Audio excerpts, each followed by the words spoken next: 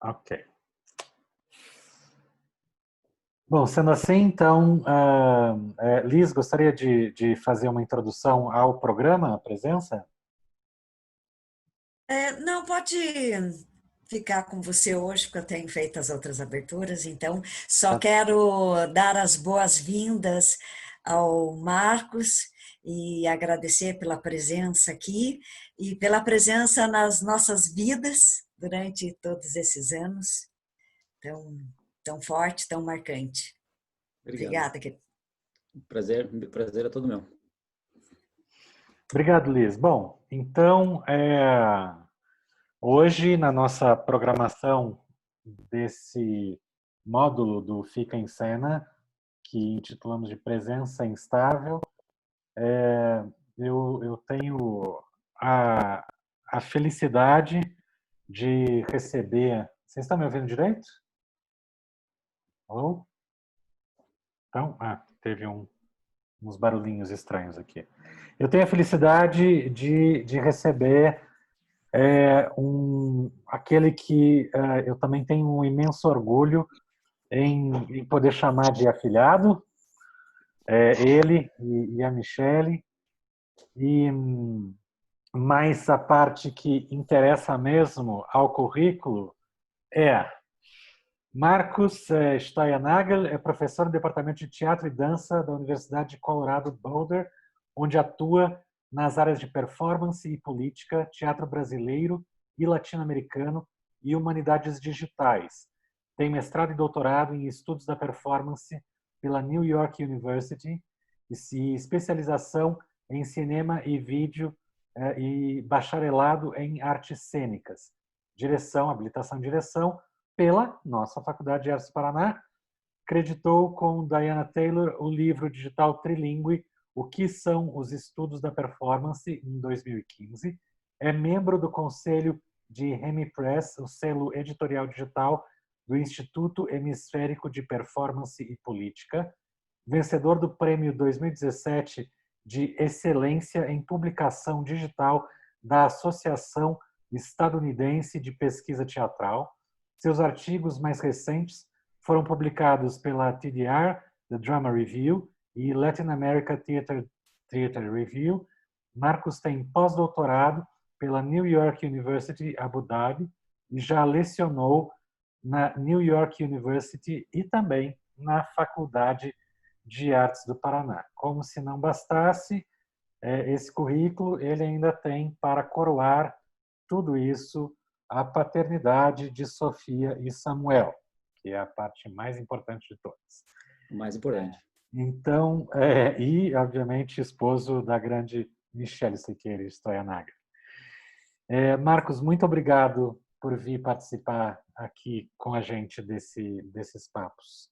Seja mais que bem-vindo, sempre voltando à sua casa.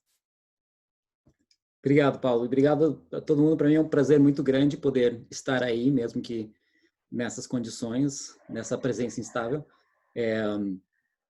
E a FAP foi extremamente importante e continua sendo extremamente importante na minha formação. Eu fiz o bacharelado, fiz a especialização, depois, como eu não queria ir embora, continuei dando aula. E aí, em 2007, eu mudei, eu e a Michele também fez FAP e nos conhecemos lá. O principal produto da FAP é conhecer a Michele. E aí fomos para Nova York, onde eu fiz mestrado e doutorado na Universidade de Nova York. Fiz um pós-doutorado em Abu Dhabi e eu estou desde 2006 aqui na Universidade do Colorado, em Boulder, nesta cidade aqui. Hoje em dia eu dou aula no departamento de teatro e dança. Especificamente, a gente tem um mestrado e doutorado aqui em teatro e também um mestrado em dança, e a minha área específica é em estudos da performance. Quando o Paulo me convidou para falar nesse evento, para começar essa ideia de presença estável, para mim, ela é extremamente interessante, tem tanta coisa que dá para falar aí. O Paulo pediu para eu falar um pouco sobre a minha pesquisa e o material que eu estou trabalhando agora. E eu tenho também alguns outros itens para falar. Então, o Paulo vai um pouco moderando aí para não me estender demais, mas qualquer um desses itens dava para a gente conversar aí por A uma partir das hora. nossas conversas prévias, eu dividi em 4 pontos, e cada um desses pontos dava fácil 1 hora de papo para cada um deles. Mas vamos começar pelo que está mais próximo de você. A atual condição que nos encontramos, tanto aqui no Brasil como aí nos Estados Unidos, não é apenas uma condição peculiar pela pandemia, mas também pelo cenário político, que é um cenário que contrasta bastante com os cenários políticos das últimas décadas. E esse cenário político, ele obviamente desemboca em escolhas e desdobramentos nas artes, que é justamente esse o teu ponto de pesquisa agora, né?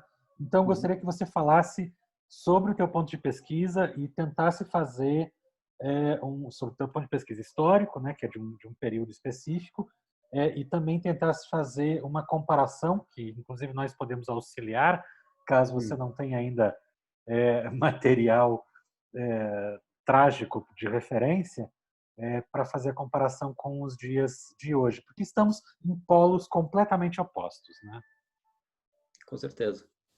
Então, no momento eu estou trabalhando num livro sobre a interseção entre performance e política durante a era em que o PT esteve no poder no Brasil. Então, eu começo com a eleição do Lula em 2002 e vou até o impeachment da Dilma em 2016. E aí, o que eu faço é traçar explorar como uma combinação particular de contexto político, financiamento de cultura e prática estética possibilitou uma produção de performance. E só para fazer um parênteses aqui, que eu sempre trabalho com performance no sentido no que o Richard Schachner chama de o espectro amplo da performance. Então, que inclui o que a gente chama de performance e arte, mas inclui também o teatro, a dança, e inclui também a performance no cotidiano. Mas o que eu estou particularmente olhando lá é como essa combinação de contexto político, financiamento de cultura e prática estética possibilitou uma produção de teatro e dança de alta produção, principalmente em termos relativos, né, em termos dos orçamentos comparados com anos anteriores, alta produção, esteticamente experimental e politicamente engajado ao mesmo tempo. E eu faço uma análise paralela entre as maneiras em que a política, a performance da política se dá, como é que se performa a política, versus como que se lida com a política a partir da performance, particularmente do teatro e da dança. Me interessa particularmente investigar como um olhar a partir dos estudos da performance, eles podem nos ajudar a entender a relação paradoxal entre políticas progressistas, capitalismo extrativista e experimentação estética durante esse período. E eu vou entrar um pouco mais em detalhes disso. E também me interessa muito entender a relevância desse momento no Brasil para uma compreensão da atual virada conservadora global. Então, eu tenho trabalhado muito com esse conceito de virada conservadora que é global, mas eu foco bastante nas Américas, assim, e de tentar entender como esse momento particular da primeira década, principalmente de uma parte da segunda década do século XXI, ele é crucial não só para entender o que aconteceu no Brasil, mas ele é crucial para entender essa virada conservadora global. E aqui nos Estados Unidos, pensando bastante no Trump em relação ao Bolsonaro no Brasil. Então, eu vou mostrar algumas das imagens dos grupos sobre os quais eu escrevo, mas eu queria começar, na verdade, com essa imagem daqui. Tá dando para ver a tela? Então, pensando nesse momento particular aqui, isso daqui é no encontro do G20, em que o Obama e o Lula se encontram e o Obama fala, esse é o cara, né? Em que o Lula está no ápice da sua... do que daqui nos Estados Unidos se fala de soft power, no seu poder cultural e de influência, e o Obama tinha acabado de ser eleito aqui nos Estados Unidos, essa foto é de 2009, em que você tem esse momento muito particular de uma combinação do que a gente chama na América Latina de a maré rosa, em que esses governos de centro-esquerda, de esquerda e centro-esquerda, né, tomam o poder na América Latina através da eleição em praticamente toda a América do Sul, particularmente com exceção da Colômbia, e configura uma alternativa muito interessante. E em 2008, com a eleição do Obama, tem uma certa confluência muito interessante de políticas progressistas ao redor do mundo. E, em parte dessa pesquisa é tentar entender como que todas as possibilidades desse período, então, acabam gerando um momento em que você tem uma virada muito forte do que a gente pode pensar como uma extrema-direita, em alguns casos, um flerte com o fascismo, em que, de um momento em que você tem o Lula como o centro dessa atenção internacional, para um momento em que isso é uma reportagem da visita do Bolsonaro, a primeira visita que ele fez para a Assembleia Geral das Nações Unidas, e a chamada do Politico dizia dia do ditador nas Nações Unidas, com o Trump no meio. E aí ele cita o Erdogan da Turquia, e cita uma série de governos autoritários, mas a foto do mundo inteiro que o site Politico resolveu escolher foi a do Bolsonaro, para simbolizar o dia do ditador. Uma outra imagem aí que traz um pouco desse movimento que eu estou tentando entender, de ascensão e queda, né? Essa da revista The Economist, é uma revista liberal no sentido econômico, né? É uma revista de tendências de direita nesse sentido, mas que publicou essa matéria em 2009, o Brasil decola, e em 2013 será que o Brasil, o que deu errado com o Brasil, né? Os Brasil Bonds. Então, para entender um pouco essa ascensão e queda do Brasil, a partir de uma medida política e econômica, mas também a partir de performance, assim, como se constrói um pouco esses discursos e essas narrativas das possibilidades do Brasil. E um argumento central que o livro faz é que a gente precisa entender isso não só como discurso político e não só como política, mas como performance também, que a política ela tem uma tendência a se ficar centralizada no campo discursivo e não levar em consideração suficientemente o papel do corpo e o papel de como se constrói as narrativas a partir da performance também. Então, o que eu faço nesse livro é analisar uma série eu tenho 5 estudos de caso, analisar uma série de grupos e pensar sobre essa interseção entre financiamento da cultura, discurso político e estética da performance. Então, uma das coisas interessantes dessa trajetória, um pouco disso começou quando eu estava em 2012 começo de 2013, vendo o Bom Retiro, 958 metros, do Teatro da Vertigem, em São Paulo, que é uma peça de site specific, é uma peça que acontece no bairro do Bom Retiro, em que você começa dentro de um shopping, de noite, você anda pelos shoppings, parte da peça acontece dentro das vitrines do shopping, e aí a gente vai para as ruas, eles modificaram a iluminação das ruas, tem uma série de intervenções que acontecem dentro das ruas, eles param o trânsito, e a peça continua no espaço da rua, e finalmente a gente entra num teatro, num teatro que fica dentro de um centro, um centro cultural judaico abandonado, e a peça continua lá dentro, e até que a gente é expulso desse centro e vai para a rua de novo. Então, eu vou mostrar algumas fotos aqui, mas não dá para entrar em muito detalhe de cada uma desses trabalhos que eu analiso, mas essa peça é de 2012, e o momento para mim que foi muito interessante a gente vai para a rua, é uma peça extremamente experimental, eles têm fogo dentro do teatro, lidando com questões da exploração da indústria têxtil, da imigração, do vício do crack, lidando com várias questões muito, politicamente engajadas. E ao final disso, os atores se alinham lá na rua e tem os agradecimentos e uma projeção mostrando Petrobras. E à medida que eu comecei a apresentar sobre o trabalho desses grupos em conferências nos Estados Unidos e na Europa, as pessoas começaram a me perguntar o que você acha do financiamento da Petrobras para como o financiamento da Petrobras muda o trabalho desses grupos. E as primeiras vezes que me fizeram essa pergunta, eu parei e falei, nunca pensei sobre isso.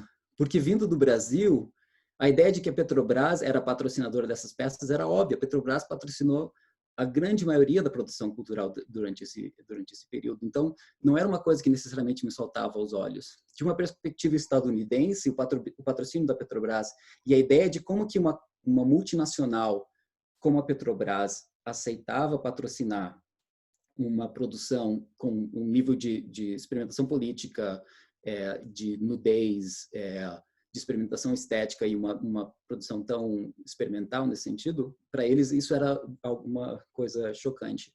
E aí eu comecei a olhar para as outras peças sobre as quais eu estava escrevendo e que são as peças que eu lido nesse livro, e comecei a ver. Então, só para citar algumas outras peças, eu escrevo sobre Os Sertões, do Teatro Oficina, que foi produzido de 2002 a 2006, e aí em 2007 eles fizeram o tour por Canudos, que é esse cartaz aqui. Os Sertões é uma peça que no total são 27 horas de espetáculo, são 5 peças diferentes.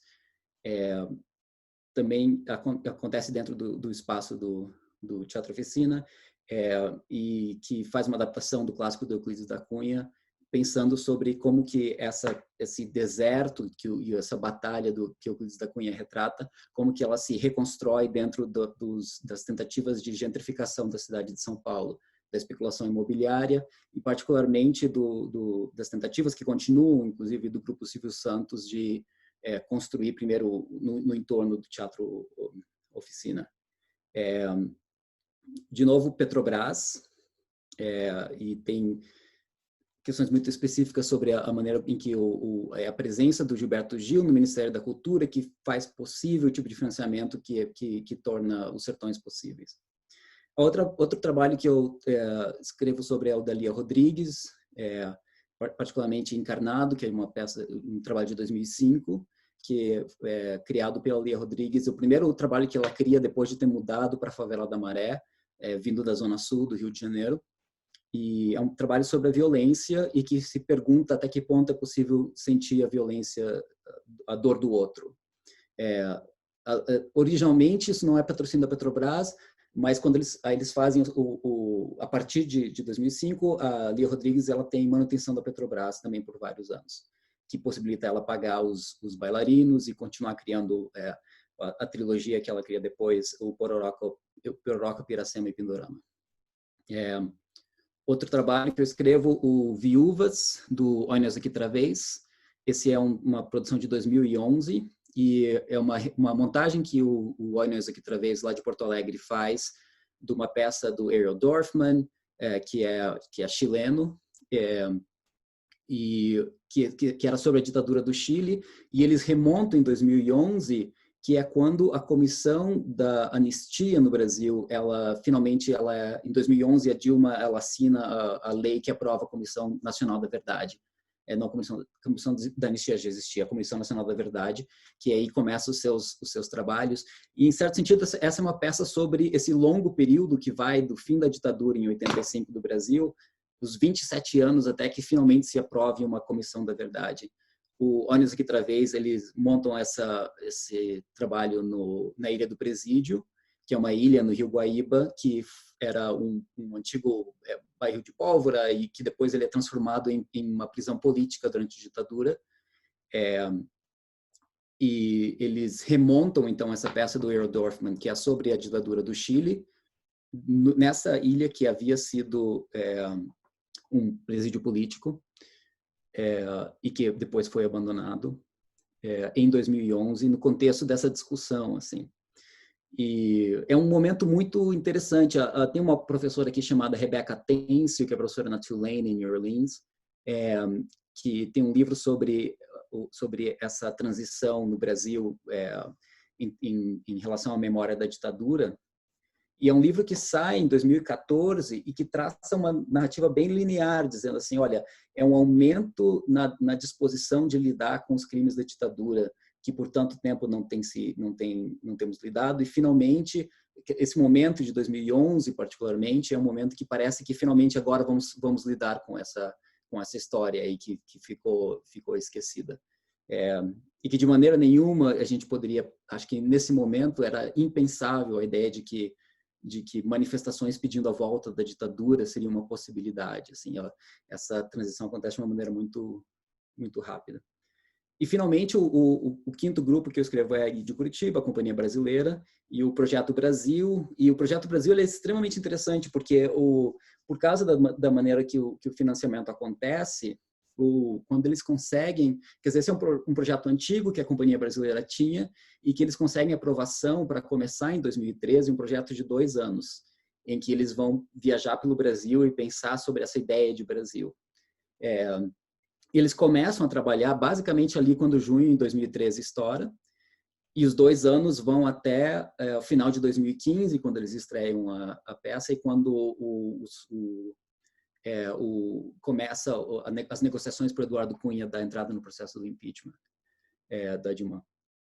Então, a peça que era para ser uma peça sobre o Brasil acaba sendo uma peça sobre esse processo um pouco da queda de um certo projeto de Brasil, né?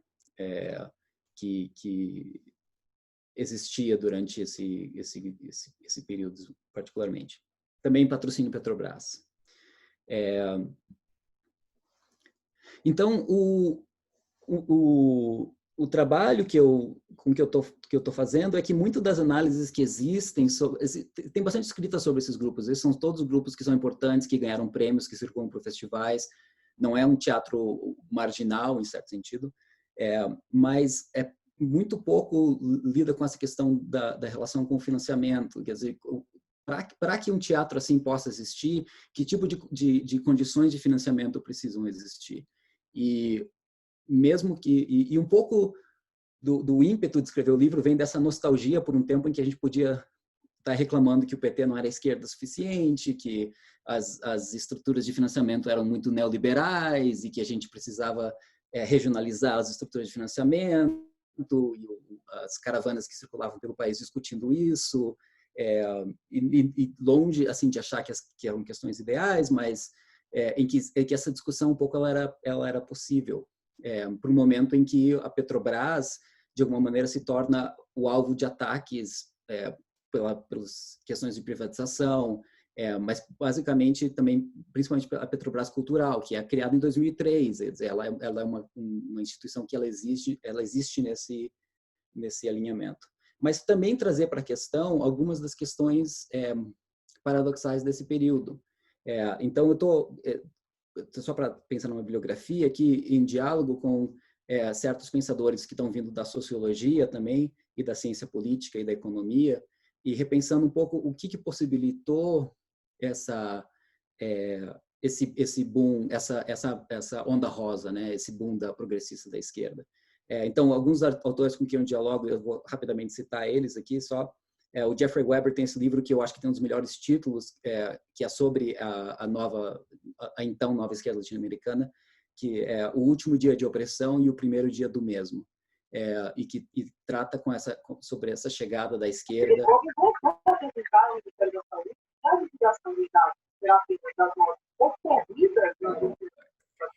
Thalita, Thalita. acho que não, eu achei que alguém estava fazendo uma pergunta aí. Uma outra professora muito interessante é a Macarena Gomes Barrios, que é professora no Pratt Institute aqui, que lida com a questão das políticas extrativistas desse governo, e particularmente um livro que chama Além da Maré Rosa, e que trata das limitações desse governo. Quer dizer, até que ponto você consegue ter um governo realmente progressista que baseia toda a expansão de políticas progressistas em capitalismo extrativista. E a Eliane Brum tem escrito muito sobre a Helene Brum constata como a usina de Belo Monte como grande símbolo do governo do PT, né? Esse extrativismo nacional desenvolvimentista que tem consequências muito problemáticas para essas questões indígenas, para essas questões ecológicas. E também pensando com alguns pensadores como Boaventura de Sousa Santos, um sociólogo português, que pensa sobre essa questão da diversidade epistemológica e dessa ideia de epistemologias do Sul e de pensar a diversidade. Então, só para resumir um pouco, também para não me estender demais, e a gente pode entrar mais nas perguntas, se tiver outras perguntas, mas de pensar um pouco o que a performance, particularmente, nesse espectro amplo, pode nos ajudar a entender sobre esse período complexo, que, por um lado, a gente está num momento de polarização muito intensa, que faz com que a gente parece que caia nessa contra ou a favor muito forte, mas que existiu uma das coisas que essa maré rosa possibilitou, não só no Brasil, mas na América Latina, é pensar a política numa complexidade que depois ficou muito muito difícil, assim. E que, por um lado, pensar... Uma das coisas que a Macarena Gomes Bares fala é sobre os limites do liberalismo democrático. E se pensar que se o máximo que se pode ter no liberalismo democrático, será que é algo como o que foi a Maré Rosa, esse governo progressista, mas conciliatório? Ele é um governo de esquerda, mas é um governo que baseia o seu boom basicamente nas políticas extrativistas. Será que esse é o limite? E, por outro lado, dada a virada conservadora em que a gente se encontra agora no Brasil, nos Estados Unidos e em grande parte, na maioria das partes do mundo, o que a gente faz um pouco com essa nossa nostalgia dessa época em que a gente podia estar pensando os limites do governo, em vez de simplesmente basicamente lutando contra o fascismo, né, que é o que nos resta fazer agora. Então, um pouco essas são as questões que eu estou trabalhando no livro, na minha pesquisa por agora. Eu acho que eu vou encerrar essa parte aí, porque tem muitas outras coisas para falar também. O timing está perfeito, estou controlando o tempo aqui, tá tudo ótimo. Talvez a gente tenha que dar uma pulada em alguns dos tópicos aqui para poder ir direto para outros. Por exemplo, a gente tinha conversado de falar de pandemias históricas e como elas influenciaram, mas talvez seja melhor a gente se concentrar no momento e poder avançar e se aprofundar e mergulhar um pouco mais nesse momento que já é bastante complexo, bastante rico para discussão. E é bom lembrar uma coisa para os alunos aqui, principalmente alunos de primeiro, segundo, terceiro ano, que os alunos de primeiro ano que estão chegando agora, que tem vários grupos que o Marcos mencionou aí e que é legal lembrar que Olha Nós Aqui Outra Vez já tinha 30 anos quando conseguiu o patrocínio da Petrobras. Já tinha 30 anos de existência quando conseguiu o patrocínio da Petrobras. Zé Celso, nem se fala, aí há 50 anos, né, ou mais, né, de trabalho, até conseguir o patrocínio da Petrobras. O Teatro da Vertigem já tinha feito a trilogia da Bíblia, né, antes e de forma quase independente, antes de conseguir o patrocínio da Petrobras. Lia Rodrigues também. A Lia Rodrigues também já vinha de um histórico muito longo. Então, a Petrobras ela nunca teve, né, uma função de descobrir particularmente, né, de descobrir grupos novos, e sim de incentivar práticas que já aconteciam com solidez e sistematicamente há bastante tempo, né? Então, é bom lembrar nisso. E havia também, nessa época, uma discussão muito grande, que faz parte disso que você fala, que é de um dirigismo, né? O termo dirigismo cultural era comumente aplicado nas discussões de política cultural durante esse período político, né? O dirigismo cultural seria, fazendo a adaptação para o fascismo, seria os trabalhos que a Leni Riefenstahl, a cineasta Leni Riefenstahl, fez para o Hitler. Quer dizer, ela era uma cineasta, e uma baita cineasta, mas ela fez coisas que estavam direcionadas à filosofia nazista daquele período. E fazendo então uma comparação bem tosca, havia uma discussão na época de que eu sou, inclusive, não concordo com isso, mas que havia uma discussão de que a arte estava sendo dirigida através dessas estruturas de patrocínio, e há essa discussão ainda hoje pelos defensores do fascismo, que não é nem um conservadorismo, mas de que os artistas eram pagos para propagar as ideologias de esquerda, o que não era necessariamente verdade, pelo menos não no meu ponto de vista. Então tem todas essas discussões aí. Eu acho que é legal até, aos poucos, se vocês quiserem colocar como Letícia já colocou aqui uma pergunta no chat, para a gente ir alimentando o diálogo. Então, aqui a pergunta foi, se puder falar um pouco mais da maré rosa, não entendeu bem o que ela é, por gentileza. Acho que bom, é importante pensar o porquê que é do vermelho ao rosa ao arianismo aqui no espectro político. Sim. Não, com certeza. E eu acho que é uma das coisas importantes de entender, tem um historiador muito importante chamado Greg Grandin, que inclusive o último livro dele ganhou um Pulitzer, e que ele tem um livro chamado o Quintal do Império, seria a tradução para o português, falando sobre a América Latina, que de alguma maneira ele diz que a América Latina como conceito surge, é uma invenção dos Estados Unidos, basicamente, em que a melhor definição para a América Latina é a América que não é os Estados Unidos. E o Canadá, claro, sempre com uma posição esquisita ali, mas que esses conceitos vêm daí, assim. Então, o termo maré rosa, ele é um termo que primeiro ele surge numa publicação do The Economist, desse jornal, dessa revista liberal, e para definir uma volta da esquerda mas que vem por meios democráticos e que tem características reformistas. Então, em certo sentido, o Lula acaba sendo o grande ícone do que essa ideia de maré rosa. Quer dizer, na década de 50 e 60, você tem uma tentativa de implantação de governos, de implantação revolucionária de governos de esquerda na América Latina, que é ativamente suprimida pelos Estados Unidos. Os Estados Unidos patrocinam ditaduras à torta e direito, e quando não patrocinam dão apoio a ditaduras para que não se instaure governos comunistas nas Américas, na América Latina. E o que acontece é que a partir da eleição do Hugo Chávez em 1998, você tem uma série de governos de esquerda que chegam então democraticamente às urnas e que chegam com um discurso de manutenção de certos do que a gente pensaria como a liberalismo democrático. Quer dizer, você vai manter as regras democráticas, você vai manter os compromissos com as instituições internacionais até certo ponto.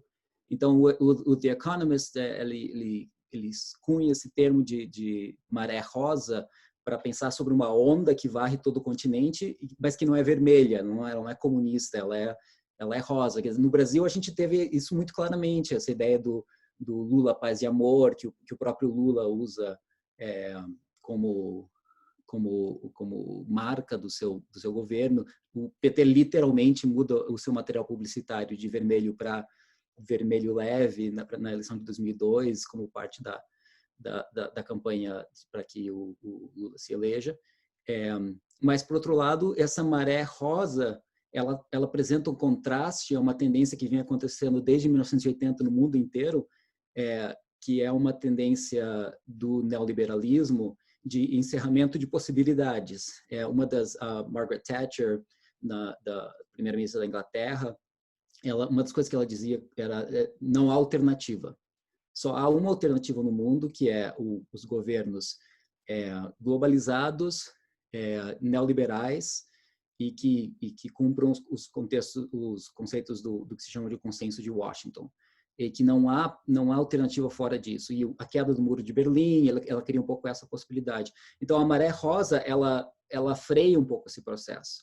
E os governos do Chávez na Venezuela, do Lula no Brasil, Rafael Correa no Equador, dos Kirchner na Argentina, do Mujica no Uruguai, do Lugo no Paraguai, toda a América do Sul e grande parte da América Central passa por esse momento e que se encerra de uma maneira muito abrupta. Quer dizer, de repente você tem a seleção toda de governos de esquerda e centro-esquerda e de repente agora estão tomados, com algumas exceções, por governos de direita, quando não de extrema direita, como acontece no Brasil. Eu não sei, me perguntaram aqui sobre o Beyond the Pink Tide, eu não sei se isso tem tradução, eu acho que não tem tradução para o português, talvez alguma coisa dela tenha tradução para o espanhol, eu posso dar uma olhada nisso, mas eu não conheço nada da Macarena traduzido para o português. E politicamente, o que o Carlos pergunta aqui se tem algum material em português para indicar sobre, sim, tem bastante bibliografia sobre esse período político, com certeza, que dá para a gente separar alguma coisa, né?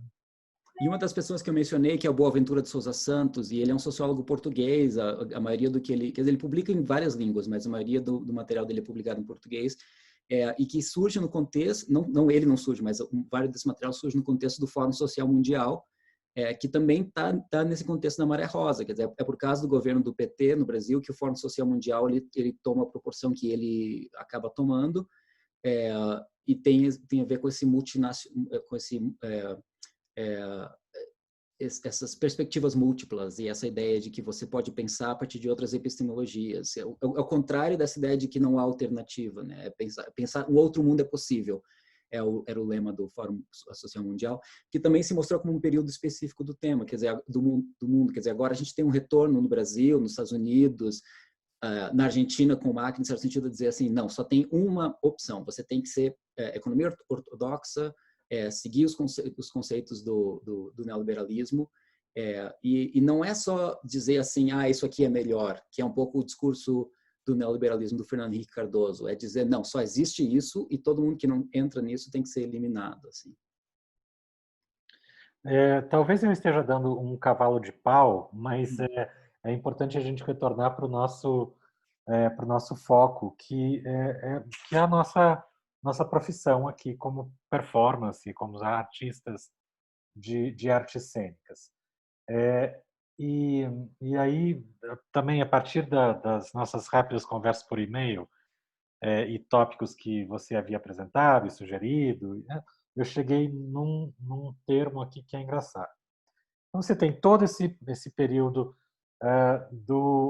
da Maré Rosa até o impeachment da Dilma, e de repente nós começamos a entrar num processo diferente, não apenas político geral, mas especificamente para a política cultural. E chegamos no momento atual, onde estamos em um apagão completo, né? E um apagão que eu acredito que os artistas eles só não estão mais desesperados com a pandemia, porque já existia um apagão pandêmico político anterior ao isolamento e às quarentenas, né, aplicadas. E com isso começaram a ter algumas saídas usando a internet, isso que a gente está fazendo, né, de ter encontros via internet, encontros através de plataformas digitais, para continuar promovendo o que é o nosso trabalho, a arte do encontro. E aí eu faço um trocadilho com a definição de apresentação num ambiente presencial, em inglês, para o que a gente está tendo prolificamente hoje, que é a live performance versus a performance live. Ou se transforma, não é nem versus, talvez a transformada na performance live. Eu queria que você pudesse desenvolver um pouco sobre isso, tanto historicamente quanto esteticamente, se possível. Uhum. Uma das vantagens de tudo isso é que agora a live está na boca de todo mundo, né? E para as pessoas que traduzem estudos da performance do inglês para o português, um dos problemas era um conceito que é chave para os estudos da performance, que é o conceito de liveness, que é a qualidade daquilo que acontece ao vivo. Não tem muito uma boa tradução para o português, mas agora todo live, né? A live virou parte do vocabulário. Mas pensando, os estudos da performance, eles surgem como disciplina na década de 80, em oposição um pouco aos estudos do teatro, pensando sobre essa questão. Primeiro, a primeira leva de uma certa genealogia dos estudos da performance vem com o trabalho do Richard Schechner com Victor Turner, que pensa sobre a relação entre teatro e antropologia. Mas o que a gente poderia pensar como a segunda geração dos estudos da performance, que vem logo depois disso, ela é muito influenciada por uma discussão do que constitui presença e de quanto que a ideia de algo acontecendo ao vivo é essencial para se pensar em performance. Um dos textos fundamentais que eu dei uma procurada rápida, que deve ter traduzido para o português, mas que eu não achei para dar, então não sei, Liz, se você sabe, mas a Antologia da Performance, da Peggy Phelan, em que a Peggy Phelan, o argumento, isso sai no livro de 1993, e o argumento dela é que a ontologia da performance, aquilo que define a performance, é que ela se torna ela mesma no desaparecimento, é que ela está sempre morrendo no momento em que ela existe. Não tem traduzido. Eu Tá. tenho o livro tal, mas está em inglês também. Tá. Interessante, né? Porque esse é um texto bem fundamental dos estudos da performance e ela propõe de maneira bastante enfática. E a Peggy Phelan, ela vem de uma perspectiva lacaniana, então a questão um pouco da morte para ela é bem importante, mas ela um pouco define a performance como aquilo que está morrendo diante dos nossos olhos. E o argumento que ela faz nesse texto é de dizer que a documentação da performance não é performance. Ela pode ser qualquer outra coisa, mas que performance só é aquilo que acontece ao vivo. E esse é um dos textos que acaba sendo mais citados nas décadas que se seguem, ou por pessoas que concordam ou que discordam, mas ele cria essa ideia de como definir performance, né? E, de novo, pensando performance nesse sentido amplo. E que, para Peggy Phelan, a performance, ela só é aquilo que acontece ao vivo. E uma das respostas que vem então, eu vou citar um pouco 3 respostas a esse argumento da Peggy Phelan. Uma vem do Philip Auslander, que em 1999 publica um livro chamado Liveness, né? De novo essa palavra, a qualidade do que é ao vivo. Liveness in a Mediatized Culture, o ao vivo numa cultura mediatizada, basicamente, em que ele argumenta um pouco que o ao vivo ele é uma construção também. E como que, pensando sobre a trajetória do cinema, da televisão, em que, de alguma maneira, o argumento que ele faz é que a performance do ao vivo, ela se constrói. E tentando entender um pouco basicamente duas distinções, né? Quando a gente fala ao vivo, a gente está falando ao vivo fisicamente, de estar compartilhando o mesmo espaço, e temporalmente. Quer dizer, você vê um jogo ao vivo, né? Você vê essa ideia de que é o que está acontecendo ao mesmo tempo. Mas que é sempre uma performance, porque existe delay, existe tecnologia, e que um pouco a performance ela sempre tem essa mediação, e que são só mediações diferentes. Então, esse livro sai em 99, e aí a primeira década do século XXI, muito do debate sobre os estudos da performance está em torno um pouco desses polos, assim. De um lado, esse argumento de dizer que a performance é só aquilo que existe ao vivo, que existe presencialmente, versus um outro lado que diz, não, o ao vivo ele se constrói, ele é uma construção, e a performance tem que incluir também o mediatizado. E aí, só para citar 2 outras respostas, acho que são importantes para pensar nisso, o trabalho do André Lepec, em 2004, ele é brasileiro, e tem o livro dele, o Exhausting Dance, saiu Exaurir a Dança, saiu publicado no Brasil.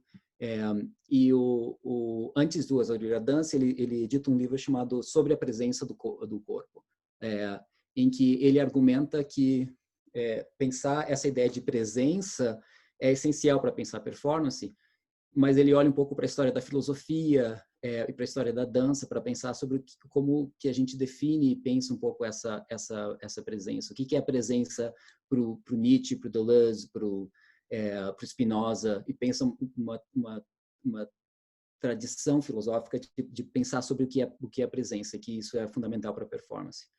E a outra pessoa muito importante é a Diana Taylor, que publica em 2003 o Arquivo e o Repertório, que também tem traduzido para o português, em que ela chama atenção para a natureza política da presença. E ela olha para a performance de desaparecimentos durante as ditaduras da América Latina, para pensar sobre essa questão da presença. E ela olha para uma série de performances que acontecem enquanto protesto.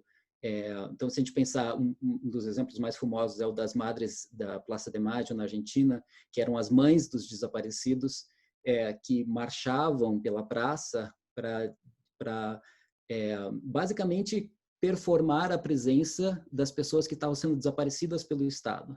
Eram pessoas que não só estavam sendo mortas pela ditadura, mas a ditadura estava queimando os documentos, estava dizendo, não tem registro dessa pessoa, e a pessoa simplesmente era um desaparecido. E esse fenômeno dos desaparecidos aconteceu em toda a América Latina, nas ditaduras.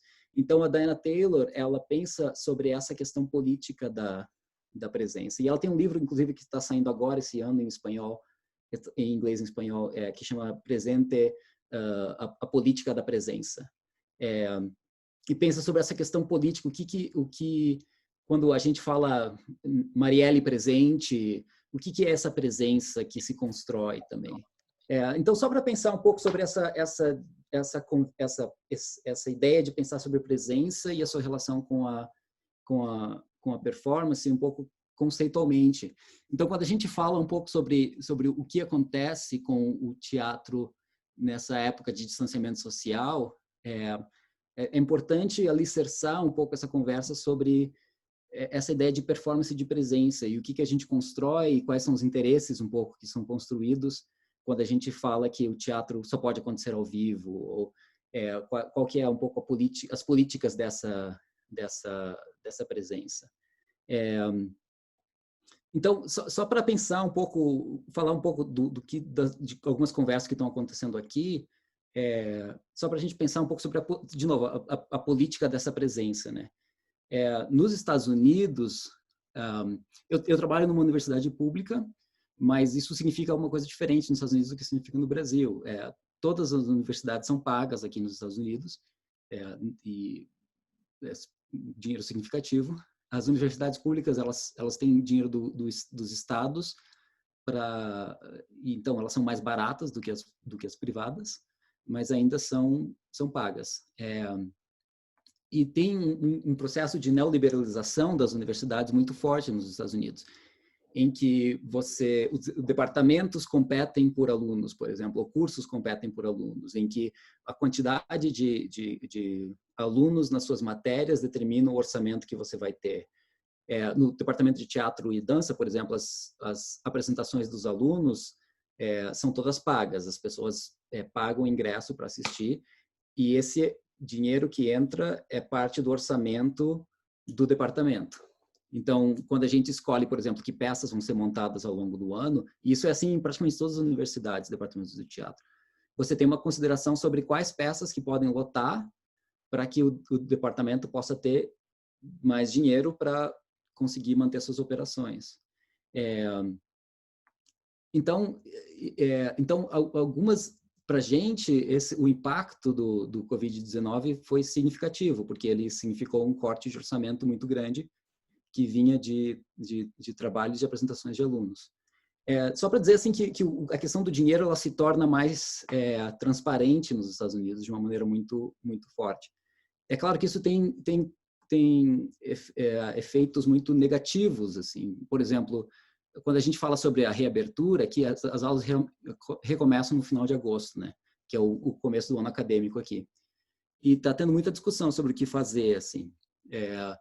E de alguma maneira, de uma perspectiva de saúde pública, a melhor coisa a fazer para uma universidade, não para as escolas necessariamente, mas para uma universidade, era dizer os especialistas estão falando, olha, o melhor era fazer tudo remoto, mais um semestre antes de voltar, porque a universidade nos Estados Unidos, o sistema da universidade é que a maioria dos alunos vem de fora, do país inteiro. Então, você tem pessoas viajando do país inteiro, se concentrando em grandes conglomerados, e aí viajando de novo quando tem uma semana de folga, e aí voltando, e aí viajando de novo. Isso por uma pandemia, é a pior coisa que poderia acontecer.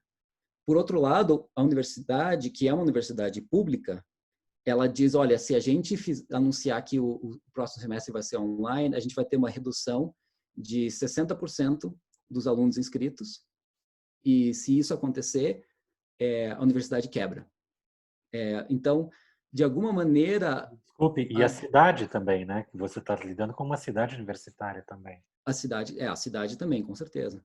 Mas isso são só as consequências de você não ter um sistema público gratuito, né? Porque se você tem um sistema público gratuito, você está preocupado com o orçamento do governo, mas você não está necessariamente preocupado com o dinheiro que as pessoas pagando suas mensalidades vão trazer. Então, a universidade está desenvolvendo todo um sistema que envolve trazer as pessoas para cá num isolamento, em turmas menores, com mais distanciamento, com menos aulas, para depois as pessoas viajarem e não voltarem depois do fall break, que seria o Thanksgiving, basicamente por questões econômicas, assim.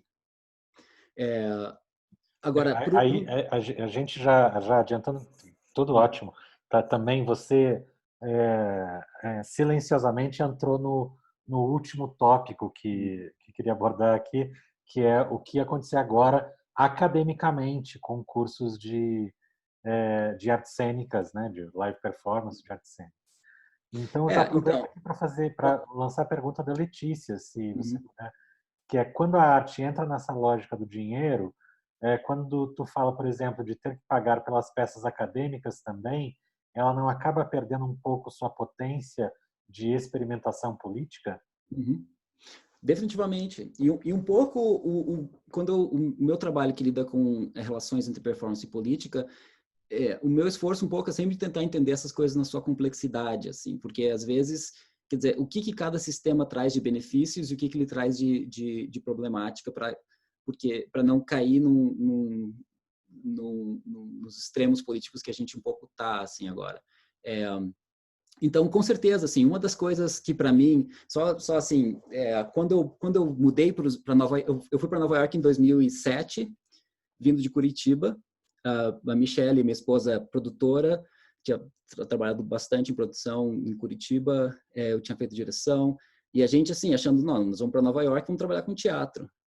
E quando a gente chegou em Nova York, começou a explicar um pouco o sistema do Brasil da época, né, que mudou bastante, as pessoas falavam, meu Deus, que coisa incrível, eu quero ir para o Brasil. Porque essa ideia de financiamento público, você, por exemplo, eu tinha durante ali o final do primeiro, começo do segundo século, da década do século XXI, ali de 2007, 2010, 2012, eu conhecia muita gente que vivia da sua arte em Curitiba. Em Nova York eu não conhecia ninguém. Todo mundo tinha outro emprego. Claro, existe a Broadway, mas essa é muito mais complicado. Então, quando eu comecei a escrever sobre esses trabalhos, por exemplo, quer dizer, vindo de um contexto em que a gente estava reclamando da falta de financiamento no Brasil, reclamando das estruturas, e reclamando com razão, porque realmente tinham questões muito problemáticas. Quando eu apresento sobre esses trabalhos aqui nos Estados Unidos, as pessoas falam, mas como? Como que a Petrobras bota dinheiro para fazer os sertões? Quer dizer, é uma peça que lida com homoafetividade, lida com fluidez de gênero, lida com nudez, porque para uma multinacional estadunidense, isso seria impensável. A primeira coisa que você dizer é assim, por que nós estamos associando a nossa marca a essas questões? E isso, dentro do sistema de financiamento que se montou, não existia essa pergunta. Quer dizer, o diretor de marketing da Petrobras não estava preocupado ele estava preocupado com outras coisas, assim, tem a ver com as coisas que o Paulo estava falando sobre quanto esses grupos eram conhecidos, tem a ver com o fato que Gilberto Gil era ministro da Cultura e o Zé Celso era o diretor do Oficina, Então, todas essas questões estão... Mas não tinha um processo de dizer assim, olha, dá para vocês tirarem essa... Zé, você pode tirar a nudez aí dos sertões para que a gente possa botar o nosso dinheiro aí, que realmente não existia, assim. E aí, entrando para o contexto universitário, isso se torna muito mais transparente. É claro que o dinheiro é importante e é parte da conversa. O que eu acho interessante e problemático aqui é que essa é sempre a primeira pergunta. Qualquer projeto, qualquer coisa que se queira fazer, a primeira pergunta é: quem vai pagar? De onde vai vir o dinheiro? Qual vai ser a linha do orçamento? E às vezes, uma das coisas que eu acho muito interessante aqui é que, por exemplo, assim, coisas que são de graça. Aqui não se fala sobre de graça. Então, se, por exemplo, a gente vai usar o espaço da escola de música, a escola de música vai lá e fala assim, olha, o aluguel do espaço custa tanto. A escola de música vai doar o valor do aluguel para que o departamento de teatro faça a apresentação na escola de música. Então, vai lá entrar no orçamento da escola de música uma doação e um aluguel. E do teatro vai entrar uma doação e um aluguel. Tudo é transformado em medidas monetárias. E é claro que isso muda a lógica. Quer dizer, por um lado, o discurso é a experiência educativa dos alunos é o mais importante. Então, num departamento de teatro, a gente quer que eles aprendam sobre o processo do teatro. Então, o dinheiro não pode ser o principal critério. Por outro lado, nas reuniões no departamento tem um comitê orçamentário que vai olhar sobre o quanto de dinheiro que entrou de cada peça e vai dizer, olha, se a gente está fazendo essa peça experimental aqui, a gente vai precisar fazer um musical também, porque musical dá bastante dinheiro. Então, você vai conseguir... você deixa essas conversas mais transparentes. Mas para voltar para algumas das questões que eu estava falando antes sobre epistemologia, isso também é uma maneira de entender o mundo, certo? Se a primeira pergunta que se faz é sempre o dinheiro, você também pensa produção artística de uma determinada maneira. E você não consegue pensar de uma maneira... Quer dizer, no Brasil, a gente estava reclamando, com razão, de que, por exemplo, um dos problemas que acontecia é que o financiamento era independente de bilheteria.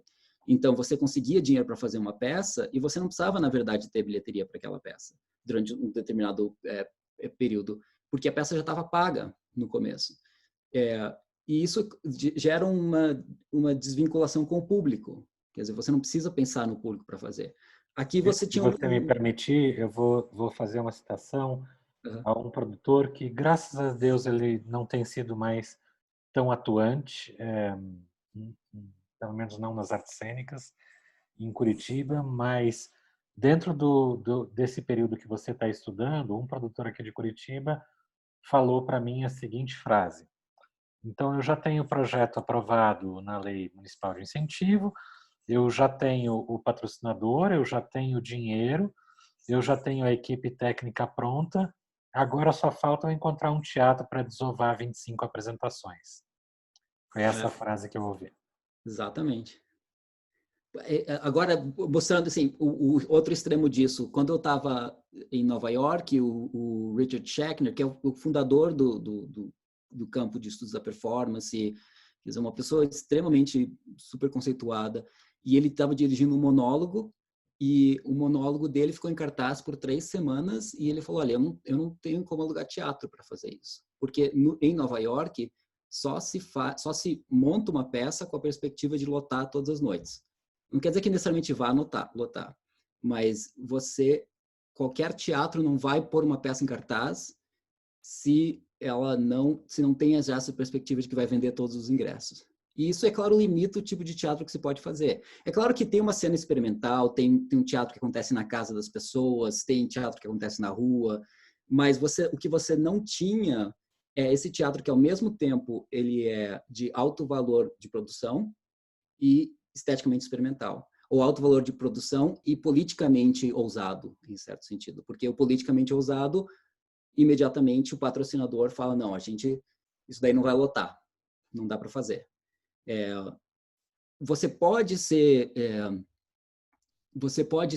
Isso não quer dizer que você não possa fazer algo que vai chocar, mas tem que ser algo que vai chocar e vender bem, porque senão você não faz. Quer dizer, tudo isso limita as suas maneiras de pensar.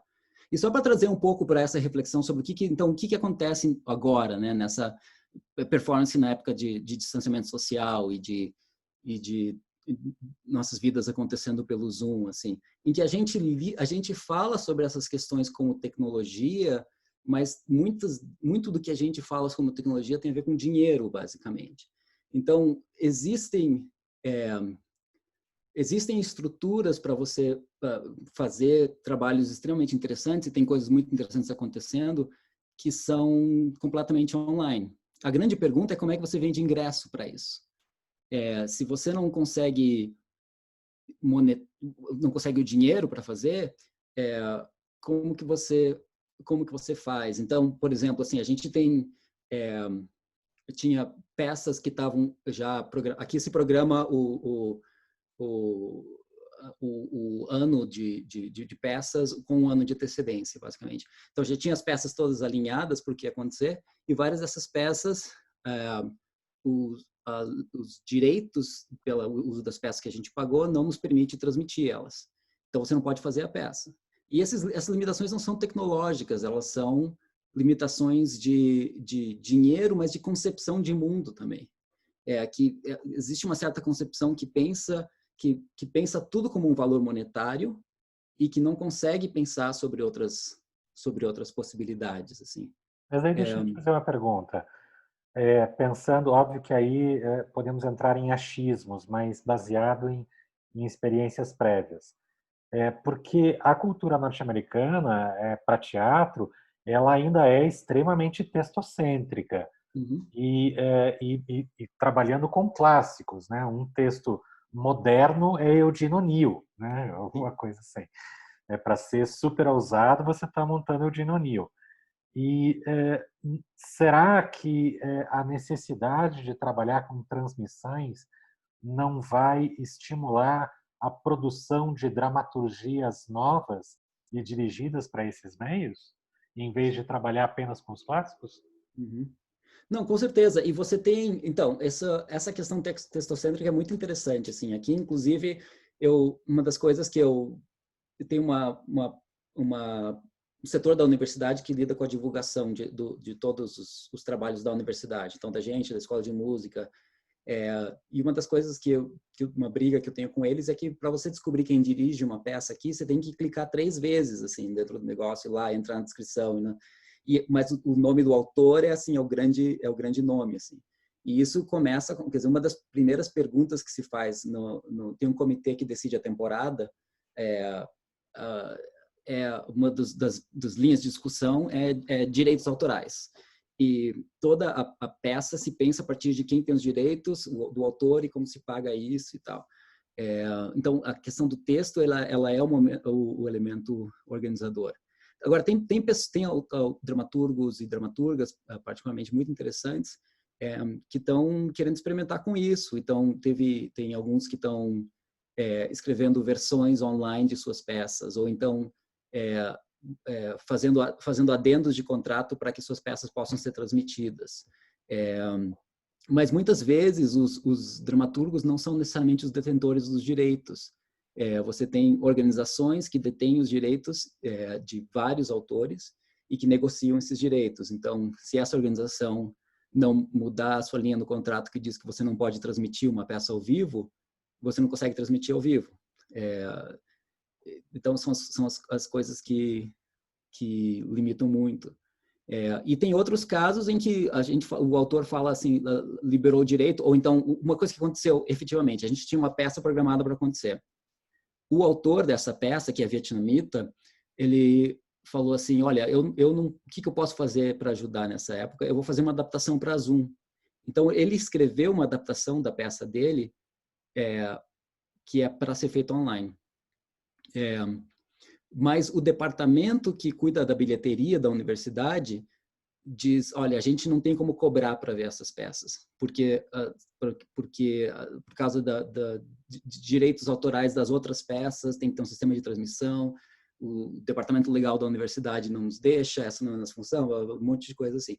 Então, o departamento corta essa produção, que tem uma versão adaptada, simplesmente por questões de dinheiro, basicamente, assim, e de processo. É só assim, só para ficar voltando, porque um pouco uma das coisas que eu estou trabalhando no meu livro é que você tem análises de sistemas de financiamento da época e você tem análises estéticas da produção desses grupos e você tem muita pouca gente pensando a relação entre essas coisas. Como que em determinado momento, determinados sistemas de financiamento e discurso político permite com que certas coisas aconteçam que não poderiam acontecer fora disso, assim.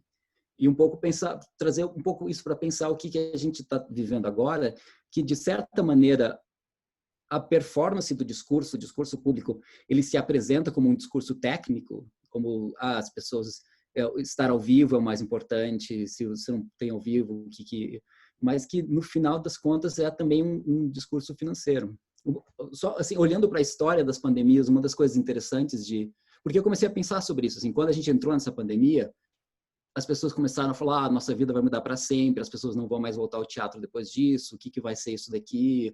E aí eu pensei, não, a gripe espanhola foi muitas vezes piores do que, mesmo o pior cenário do que pode acontecer agora. A gripe espanhola matou 50 milhões de pessoas há 100 anos atrás.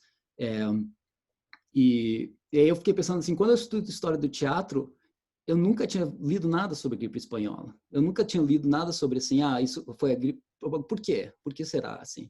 E aí você começa a ver os efeitos que a gripe espanhola teve sobre o teatro, e tem algumas coisas muito interessantes, assim.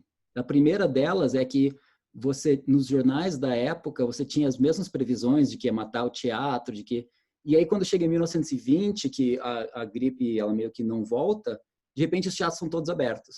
E as pessoas voltam, e você não tem mais matérias nos jornais sobre a gripe espanhola. Então, tem uma certa resiliência da performance ao vivo, que já foi declarada morta dezenas de vezes ao longo da história. Quer dizer, todo o desenvolvimento tecnológico fala, agora o teatro acabou. Quando vem o cinema, o teatro acabou. Quando vem a televisão, o teatro acabou. E o teatro não acaba. Então, tem uma certa resiliência de que quando a gente puder de novo voltar a rolar junto nos espaços, a gente vai fazer isso, por algum motivo.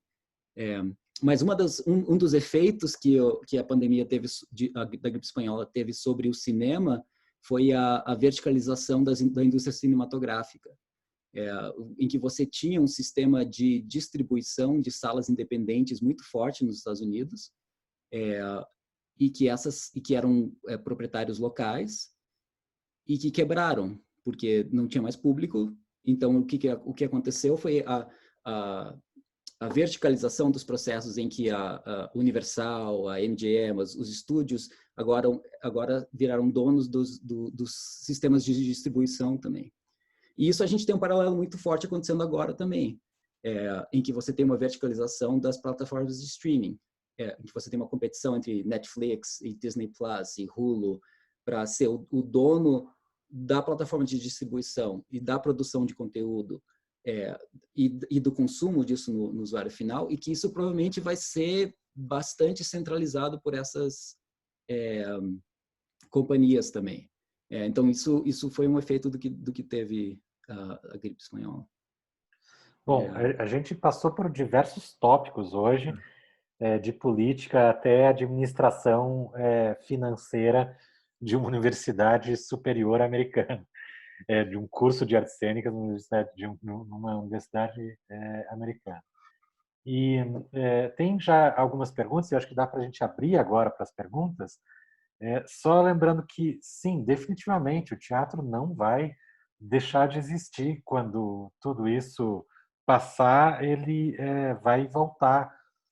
Só que volta diferente, mas não tão diferente quanto a gente via antes. Se for pensar no início dos anos 2000, não sei se dá para a gente colocar, acredito que sim, nessa conta, os trabalhos de um alemão.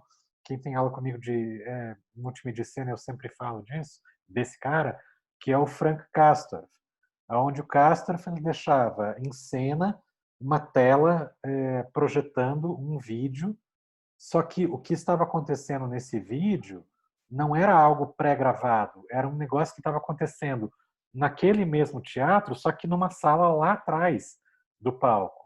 Então, você está trabalhando ainda com a presença em tempo real, até pode-se dizer que dentro do mesmo prédio, mas não necessariamente olho a olho com o espectador, no palco, onde o espectador está tendo acesso a essas ações.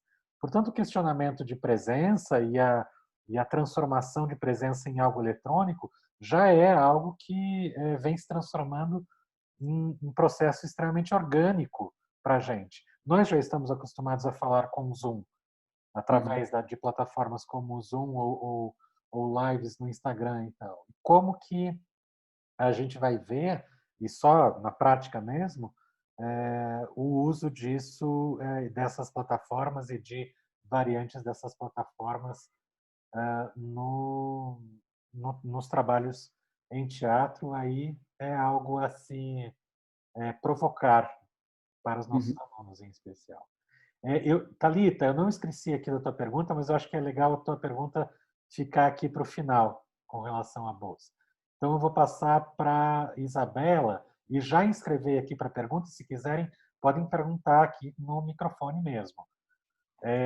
Então, primeiro a Isabela pergunta, pensando em um cenário curitibano em que o público não paga ou paga pouco para assistir uma peça, essa relação norte-americana de dinheiro no teatro, onde todas as peças são pagas, poderia ser uma forma de mudar um pouco o pensamento do público daqui? Um exemplo nesse sentido? É muito interessante, porque quando eu um pouco quando eu estava em Curitiba, muitas das discussões que se tinha sobre financiamento também estavam pensando muito sobre essa questão, né, de como fazer para um público pagar, assim. Assim, uma das características do teatro hoje em dia é que o teatro ele não se paga, né? E assim, claro, teatro tem um espectro muito amplo, em que com certeza você tem uma produção que pode ser experimental, que pode ser muito interessante, que pode ser muito barata e que acontece de uma maneira comunitária, assim. Mas se as pessoas tiverem que pagar suas contas com o dinheiro do teatro e você for pagar todas as pessoas envolvidas, é algo que não se paga. Então, tem um pouco um discurso falso de financiamento do teatro que um pouco que é o discurso que a extrema-direita tem adotado, quer dizer, se fosse bom, as pessoas estavam pagando, certo? Se fosse bom, tinha o seu público, e as pessoas podem consumir, e isso pode ser simplesmente mercado, mas que não se mantém, assim, porque é um pouco uma forma, no mundo de hoje, com o custo de vida que se tem, uma forma impagável. Então, é interessante de pensar também, de novo, no que cada menos assim quais são os melhores modelos e quais são os piores, mas o que cada modelo possibilita. De alguma maneira, o sistema estadunidense de você pensar o que eles chamam de indústria cultural, né, da arte sempre como produto, mesmo uma arte que seja experimental, é que você consegue lidar com essa realidade de que realmente a gente tem que pagar nossas contas e que o dinheiro tem que vir de algum lugar e que se as pessoas não pagam, alguém tem que estar pagando. Por outro lado, se você sentar e pensar em todos os grandes exemplos da história do teatro que você estuda, a maioria deles, se fosse tentar fazer o que eles fazem e viver de bilheteria, simplesmente não poderiam acontecer.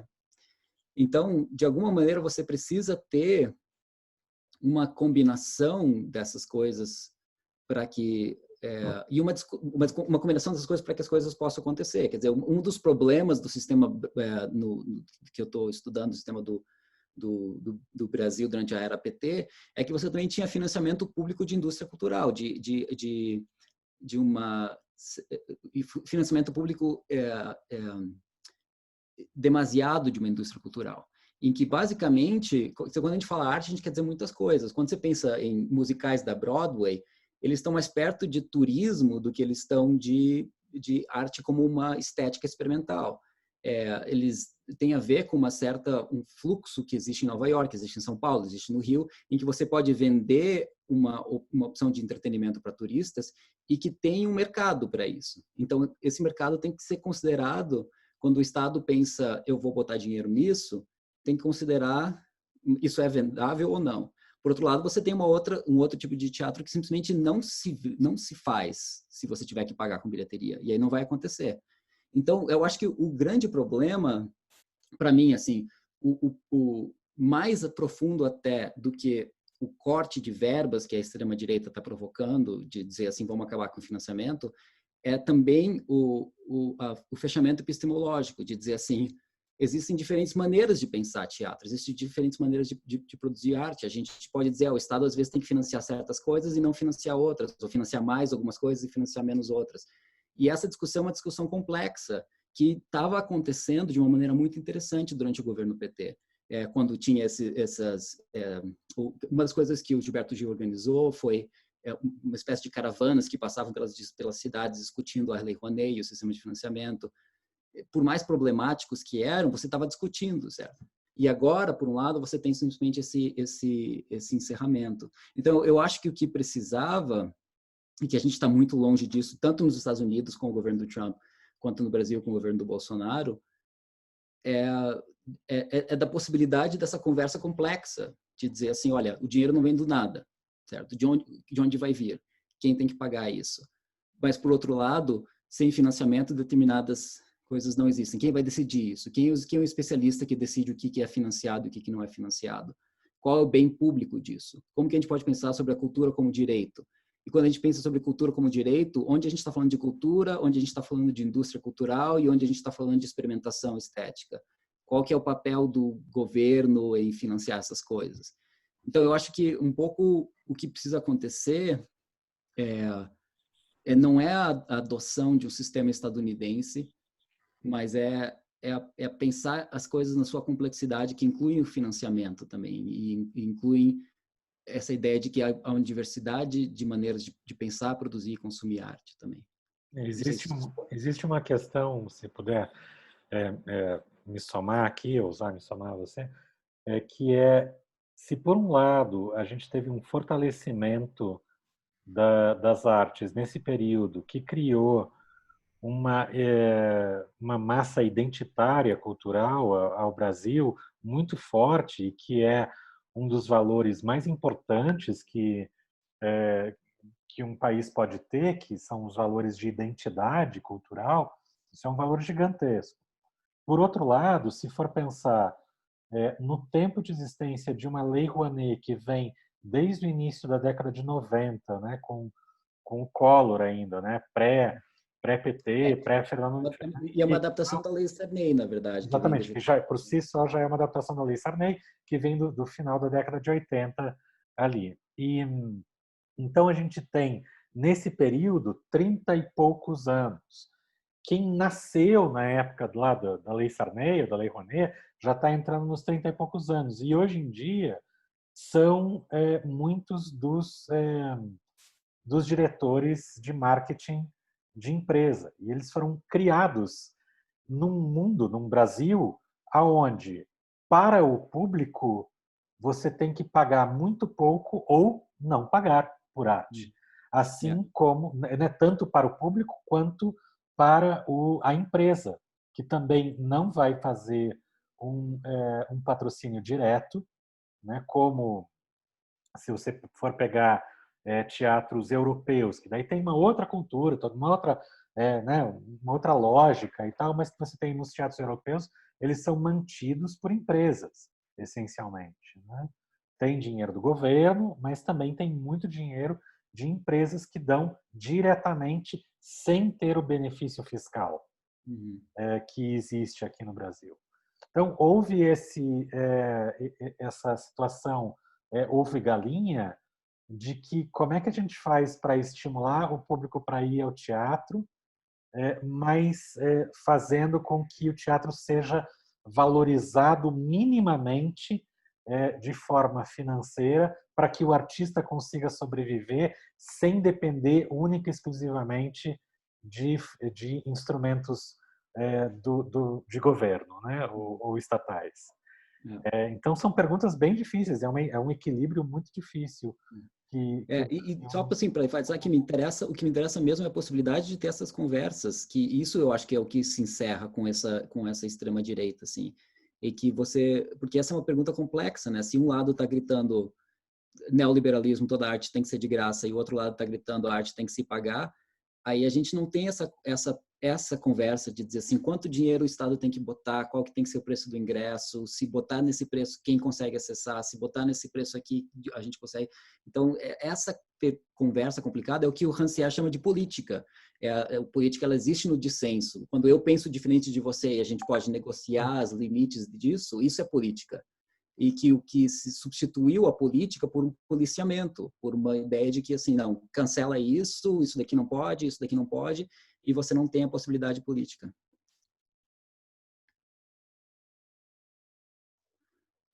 Então, vamos abrir para perguntas. Eu estou vendo aqui uma outra pergunta da Gabi Marcato, como ela se soma à pergunta da Thalita, então eu vou deixar lá para o final, que foge um pouquinho das questões centrais aqui e fala mais com relação à universidade e sobre tua carreira acadêmica aí também. Então, para não desviar muito do assunto, eu vou aqui para a primeira pergunta da Amabilis. A Amabilis falando do São Francisco. Fala aí, Amabilis. Escuta, querida, eu fiquei pensando aqui nesse período que a gente está e alguns editais de fundo de emergência que fazem, né, talvez façam surgir algumas estratégias de criação, alguns procedimentos que vão ser necessários, né, porque trata-se também de produções. Então, eu fico pensando que assim, todas essas possibilidades, principalmente as que são financiadas, que estão respondendo a um edital, elas também vão gerar novos procedimentos de linguagens que podem ser, a gente conhece vários casos que já utilizam formas, meios tecnológicos, diversas formas de presença. O Paulo Biscaia, por exemplo, está num processo agora, né, que estava contando para a gente ali antes de abrir para todo mundo, mas você vê um caminho por aí de um aprofundamento mesmo nessas utilizações. Uhum. E, mais uma vez, nessa relação também com editais. E, por outro lado, como esses editais também, não sei se você tem acompanhado daí, mas você sempre acompanha mais do que eu aqui do São Francisco, o que está acontecendo no Brasil e em Curitiba. Então, eu vou perguntar para você aí. Tá? E as questões, né, que vão ter implicações de, por exemplo, a criação desses editais de fundo de emergência. Não, com certeza. E assim, só para entrar nesse mérito da experimentação, acho que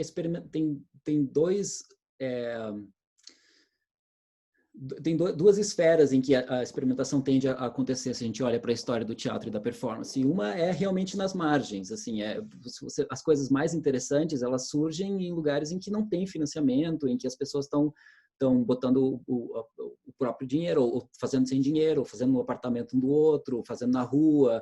Quer dizer, algumas das coisas mais interessantes, elas surgem nesses contextos, assim, e que vêm da necessidade, assim. Então, nesse sentido, o fato de que a gente não pode juntar todo mundo num lugar obriga a gente a pensar em maneiras de fazer que depois continuam, assim. Então, um pouco isso que o Paulo estava falando também, assim, de que a maneira de se pensar a presença, ela muda quando a gente é forçado em outro espaço. Uma coisa é dizer assim, não, a única verdadeira experiência da performance acontece ao vivo, que é um pouco o argumento da Peggy Phelan, Uma coisa é dizer isso quando você pode fazer ao vivo. Quando você não pode, aí você ou não faz nada, ou você muda teu conceito de presença, assim.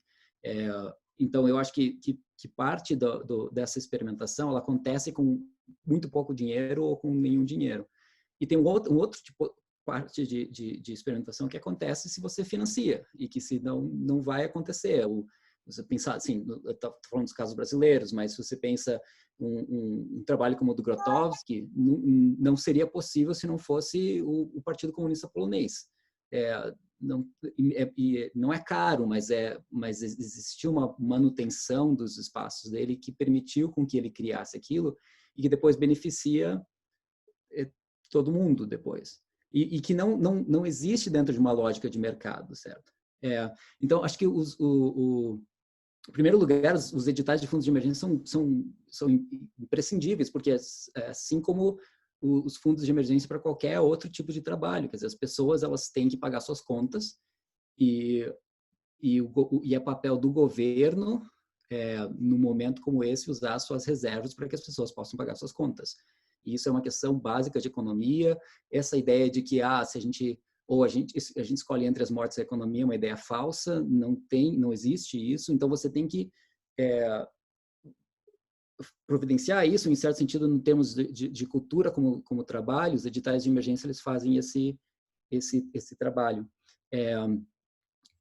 Mas também uma das coisas, de novo, assim, para voltar para essa questão do dinheiro, assim, e que a presença em si ela é um produto também, e que ela é criado, assim. Uma das coisas mais interessantes, por exemplo, você pensa assim, a Broadway tem esses espetáculos que viajam, assim, e que acontecem em vários lugares, e de alguma maneira e são caros.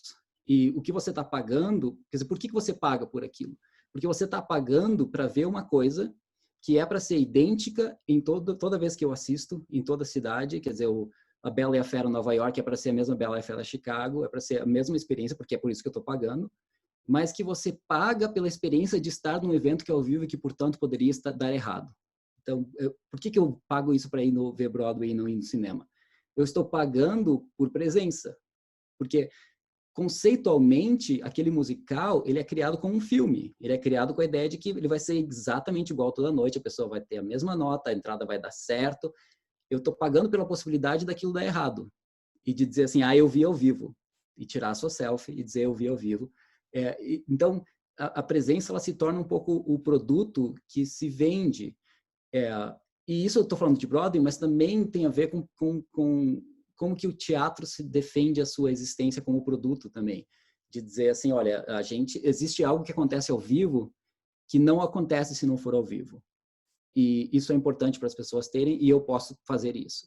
Então, como um produto, isso acontece também. Então, essa negociação entre o experimental e o marginal, e aquilo que acontece sem dinheiro, versus o que acontece na estrutura de financiamento, essa negociação complexa e um pouco o trabalho um pouco a se livrar desse purismo de achar que dá para ter a discussão estética sem a discussão do financiamento ao mesmo tempo. Também não precisa ser a mesma pessoa tendo as duas, né? Não é que todo mundo tem que estar pensando no dinheiro, mas que essas coisas elas têm a sua relação e de alguma maneira, em termos da presença como um produto que se vende, muitos dos produtores culturais que diziam você tem que estar lá para ver, e é impossível você não estar, se você não estiver lá, você não vai ver a mesma coisa. Agora estão dizendo assim, olha, a gente acabou de construir o estar lá, mas pelo Zoom.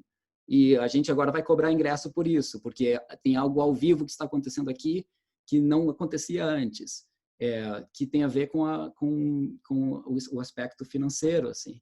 E um pouco o papel do Estado deveria ser o de negociar essa mediação, de dizer essas são as coisas que são importantes para a cultura e que não podem ser financiadas. Essas são as coisas que são importantes que podem ser financiadas. É aqui que a gente tem que botar dinheiro, é aqui que a gente tem que incentivar.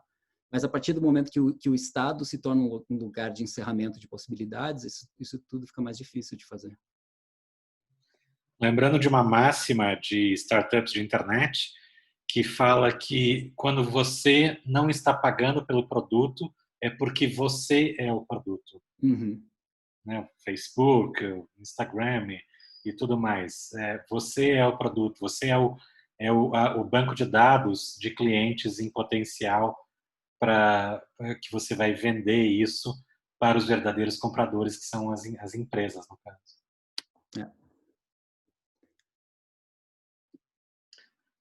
Bom, deixa eu ver aqui. Próxima é Letícia? O Carlos. Não, Carlos, desculpa. Nathalie, você consegue dar uma olhada, acompanhar aí, por favor, para eu não me perder na ordem aqui? Estou olhando aqui, é o Carlos mesmo. Agora, Obrigado.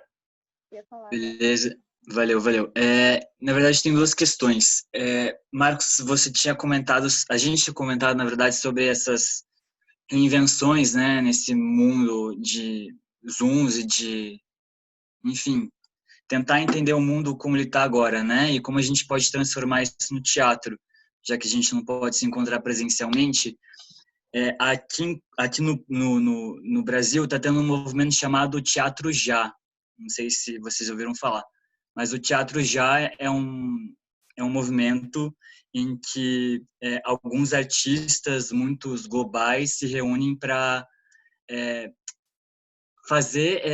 realizar monólogos ao vivo, e tem ingressos com preço de R$10 e todo o valor destinado, e todo esse valor ganho é destinado a artistas que estão passando necessidade, né? Então, enfim, eu achei interessante falar isso, porque é um movimento que é transformado já, né? Nesse novo mundo que a gente está vivendo agora, nessa pandemia, e que os espetáculos são passados ao vivo. Então a pessoa compra o ingresso para assistir o espetáculo ao vivo, só que do computador, né? E, enfim, eu achei isso bem interessante. E são todos monólogos, não tem interação. Então é um solo ali, o ator fazendo e você assistindo com data, dia, hora marcada. Só que a única diferença é que é virtual. Aí a minha questão, agora minha outra questão seria essa política de festivais aí nos Estados Unidos, porque eu sei que tem alguns conhecidos festivais de teatro aí, e eu queria saber um pouco melhor sobre como eles são feitos, né? Se eles vêm do governo ou se são, enfim, patrocinados de alguma forma, porque você comentou que em Nova York também não tem muito essa diversidade de linguagens, né, porque precisa ser rentável, e eu acho que nesses festivais normalmente a gente encontra mais essa diversidade, né, de outras linguagens no teatro. Aí eu queria que você comentasse um pouquinho sobre o câmbio. É muito diferente, assim, o esquema aqui não há um circuito de festivais como acontece no Brasil e na Europa, que são editais de financiamento público, e que, tanto que você vê, assim, tem diversos grupos esses grupos, por exemplo, todos que eu mencionei, todos eles já foram para a Europa. O Oinas aqui, talvez, eu não tenho certeza, mas todos os outros mas o Oinas talvez já viajou pela América Latina bastante. Mas tem um circuito de festivais entre a Europa e a América Latina, que as peças viajam, assim, o pessoal vai para a França, vai para a Alemanha, de alguma maneira para a Inglaterra, e que nos Estados Unidos não existe, assim. Você tem festivais que são financiados por fundações, basicamente, que são braços de multinacionais, mas muito menos do que no Brasil. Eles têm aqui a grande circulação acontece no esquema de temporadas e não no esquema de festivais. Você tem algumas exceções, você tem o Next Wave do BAM em Nova York, e você tem o Under the Radar do The Public em Nova York também, que conseguem trazer alguma coisa, mas vem muita pouca coisa. E outra coisa é o limite também, o estadunidense em geral não vê teatro com legenda, assim, é uma coisa praticamente impossível de você ver. Eles não veem filme com legenda, muito menos teatro. Então você consegue, por exemplo, o Under the Radar, que é um dos festivais mais interessantes assim do The Public, já trouxeram produções brasileiras e latino-americanas, mas só em tradução. nunca na sua língua original. Então, tem uma limitação, assim, que na Europa você não tem. Na Europa as pessoas vão ver coisas com legendas de maneira que não, que não vão ver. E aí a outra coisa é que os ingressos para esses festivais aqui tendem a ser, de novo, The Public é um lugar bastante particular em Nova York. Assim, o Under the Radar tem ingressos um pouco mais acessíveis, mas em geral os ingressos são bastante caros para os festivais também. Então você atrai, de alguma maneira, assim, claro que existe diversidade, né? Porque diversidade também é um produto, né? Você quer trazer aquela coisa que ninguém está trazendo e para que você possa vender os ingressos para o seu festival. Então você tem que ter um nível de experimentação, porque se você não tiver um nível de experimentação, você não vende o seu produto. Mas, de novo, dentro da ideia de que tem que lotar todas as noites. Senão, porque não está pago antes da bilheteria. Então, você tem que lotar todas as noites também. Então, assim, o esquema um pouco aqui é isso. Tanto que, assim, os grupos, mesmo de dança brasileiros que vêm para cá, são muito poucos, de teatro menos ainda.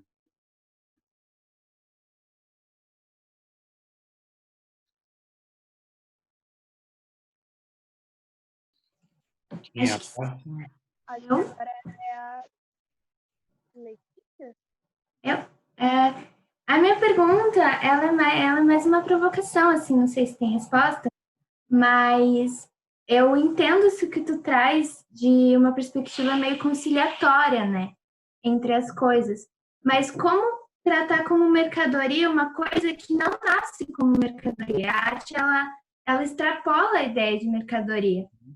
Então, quando a gente começa a tratar ela como uma mercadoria, não é um pouco, não sei, parece meio traição, assim, com a essência, né, da arte. Sim.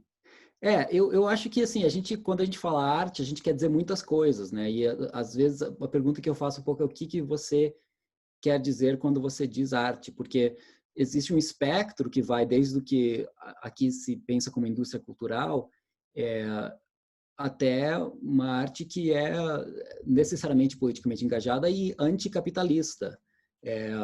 E todas essas pessoas estão usando a mesma palavra para a sua coisa, estão chamando de arte, estão chamando de teatro. Então, eu acho que é importante a gente dar um passo atrás e pensar assim, quando a gente diz a arte não é mercadoria, sim, mas a arte é mercadoria, sim. Depende de que arte a gente está falando. Então, tem arte que, com certeza, quando entra o financiamento público ou financiamento privado, vai mudar a natureza dela. Então, tem arte que só vai acontecer de uma maneira na periferia, eu digo não só das cidades, mas também da prática artística, nunca vai ocupar esse espaço central, porque essa é a natureza dela, ela resiste, ela é uma arte que vai contra. E se você começar a pensar em como que o Estado pode financiar, ou como que a gente pode vender ingresso para isso, necessariamente vai mudar a característica do que essa arte é. Mas tem também, quer dizer, quando você pensa na indústria cultural do cinema ou na Broadway, são indústrias em que você pensa primeiro aquilo como produto. E a arte, a questão artística, ela faz parte do produto. Então, quando você tem um sistema, como você tem um sistema de Hollywood, em que você tem as testagens, as exibições públicas com o feedback das pessoas, que vai definir o que aquilo vai ser, aquilo também é chamado de arte, mas o critério principal é como vender. O critério principal do sucesso de um filme que sai desse sistema é a bilheteria nas primeiras semanas. E esse é o que vai definir o que foi bem sucedido ou não. Então, acho que tem que pensar um pouco quais são os critérios pelos quais a gente está avaliando e realmente pensar nesse espectro amplo de quando a gente fala arte ou quando a gente fala teatro, que abrange essas coisas, porque senão a gente cai no problema de dizer esse grupo que se fosse bom vendia o ingresso, que é um grande problema, mas também a gente cai no outro grande extremo que aconteceu também no Brasil de maneira muito grande, que é o governo botando dinheiro público para coisas que poderiam se pagar só de bilheteria, porque é arte, e por isso tem que ser financiado. Então, é um termo bem amplo, assim, que a gente usa para várias coisas.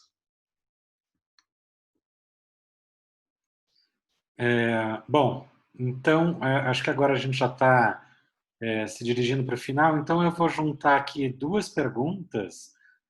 Primeiro, a da Thalita, que perguntou sobre a Universidade de Boulder, que apesar da universidade pública também ser paga, tem programas de bolsa de estudo para graduação, mestrado e doutorado, e já juntando com a pergunta da Gabi Marcato, como foi essa decisão de ir para Nova York e trabalhar com teatro? Tinha plano para isso? Uhum. Sim, tem bolsas, venham fazer doutorado aqui. Basicamente, o sistema que funciona, como funciona na maioria das grandes universidades nos Estados Unidos, em termos de mestrado e doutorado, é que a grande maioria das grandes universidades tem bolsa integral, inclusive você recebe para doutorado. Para mestrado, tem algumas bolsas, mas é mais limitado, assim.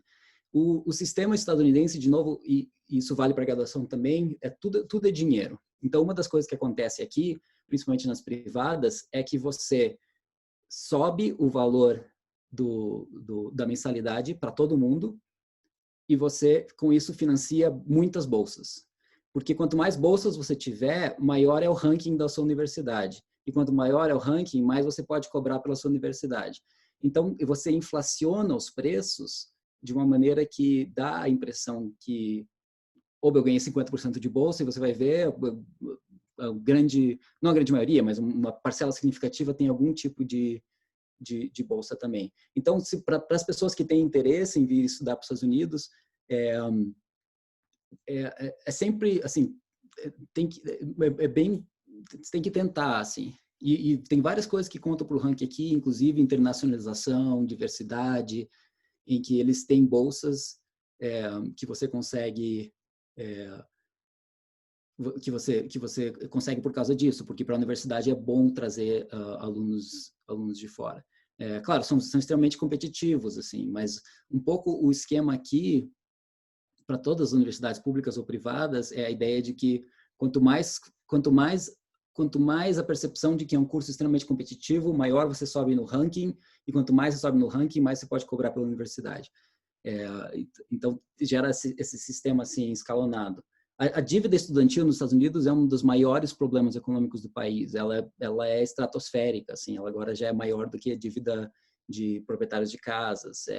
Porque você cria um pouco essa ideia de que você pode vir aqui, empresta o dinheiro, depois você vai conseguir um emprego, você vai pagar, e isso não necessariamente é verdade. Mas você tem um sistema de bolsas historicamente muito forte, assim. A diferença entre públicas e privadas é basicamente que as públicas elas recebem dinheiro do Estado e os estados, e aqui não é federal, geralmente é por estado, eles têm um controle decisório. Então, a diretoria da universidade ela é eleita aqui no Colorado, por exemplo. E o custo é muito mais baixo ou menos alto, eu diria, do que uma particular. Mas as particulares tendem a ter mais bolsas. Então, o estudo é muito mais caro, mas elas têm mais bolsas também. Mas, de novo, quanto mais você vai avançando, então, quando você chega em doutorados, em departamentos de teatro e estudo da performance, todos os tipo, 20 melhores programas do país, todos dão bolsa integral para doutorado. E sobre a decisão de vir para Nova York? Então, eu não sabia o que eu estava fazendo, né? Daí eu vim para cá.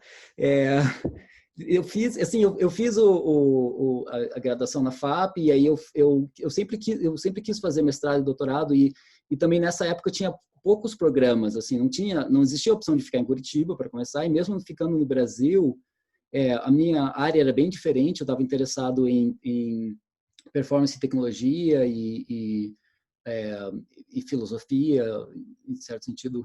Eu virei um brasileirista depois que eu mudei para os Estados Unidos, que acontece muito com as pessoas, que é aí que eu comecei a prestar atenção no teatro brasileiro.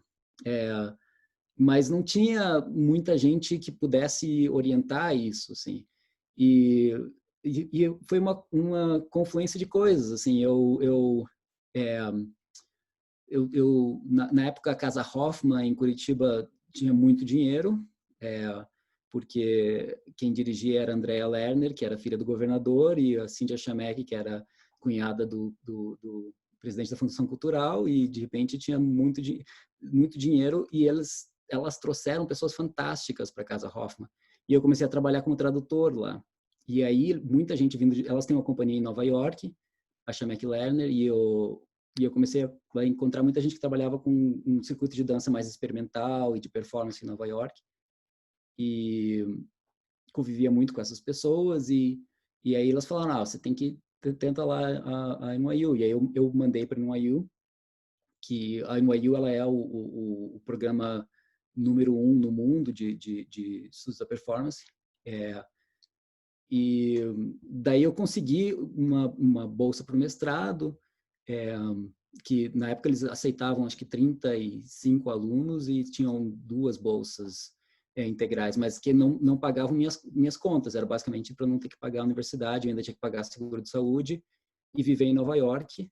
E aí eu e a Michelle, a gente mudou para Nova York com muito pouco dinheiro, sem saber o que estava fazendo, achando que íamos trabalhar com teatro em Nova York.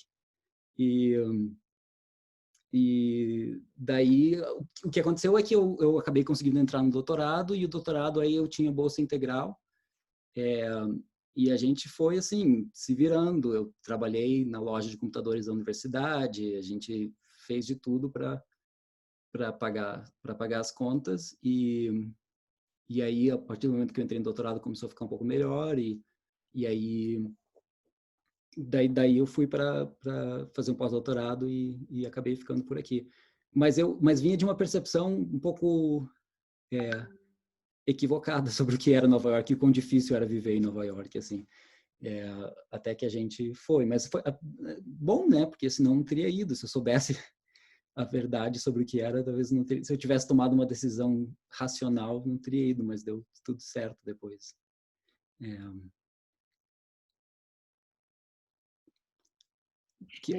Tinha mais uma parte da pergunta? Ou... Não, era isso. Era com relação a tua ainda se tinha um plano, você falou. Acho que você falou.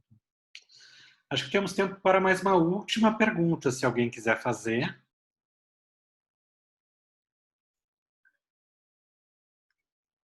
Temos vários tópicos aí. Talvez... Quando que você vai voltar para a FAP? Então, do Brasil não anda atrativo. Estou brincando, já não.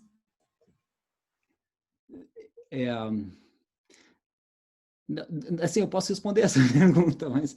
Não, mas assim, em certo sentido, o meu plano quando eu vim para cá era vir fazer doutorado e voltar para o Brasil. E na época que eu estava terminando o doutorado, eu acho que tinha uma intenção forte de voltar para o Brasil, assim, mas isso era 2011, 2012, tinha muito investimento em universidades, financiamento cultural, as coisas estavam, de certa maneira, bem, assim, e hoje não seria uma mudança muito esperta da minha parte. Então, acho que eu fico por aqui, por enquanto as coisas, assim, em termos políticos, em termos econômicos, assim, não está muito tentador, Amábiles, voltar para o Brasil agora. Mesmo com tudo que a gente tem aqui. Estou ligada. Só para a turminha saber, os alunos, o Marcos deu aula por um período na FAP, junto com o Andrei Mosqueto. Eles foram contemporâneos, os dois foram professores ali e faziam, era um tempo que o Márcio Matana era o coordenador, não é, Matana? Foi uma... E também tem se a Ana Fabrício tivesse aqui, ela já ia soltar aquela, que ela conta em todas as situações, que a turma do Marcos Davi, quando foi se formar, escreveu uma carta, porque eles não tinham um espaço, um teatro, uma sala de ensaio melhor, para ensaiar ou, né, fazer pelo menos um ensaio geral para as suas apresentações do 4º ano. E eles então escreveram essa carta dizendo que estavam se formando sem ter pisado num palco, porque a FAP não propiciava isso. Mas alguns anos atrás ele voltou e nós, para fazer uma fala ali para a gente, e foi no nosso teatro laboratório. Na minha época não tinha nada.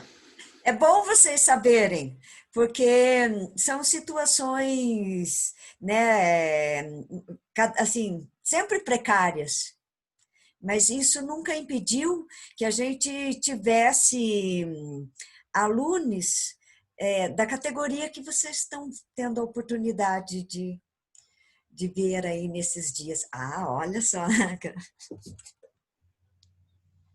Ó, ali a Thalita dizendo, na sua época era tudo mato. Literalmente, ali o barracão era literalmente tudo mato naquela época. Agora é grass. Ficou chique, gourmet. Bom, dá para ver aí que é tudo um descampado aí na Universidade de Boulder, para qual, para encerrar, dá para ver que você está trabalhando como embaixador da Universidade de Boulder, prospectando novos alunos aí, né? Isso aí, venham aí fazer de novo, mestrado tem que ser mais difícil, mas para doutorado tem bolsa e vamos conversar. Também, assim, vamos conversar. Eu vou botar aqui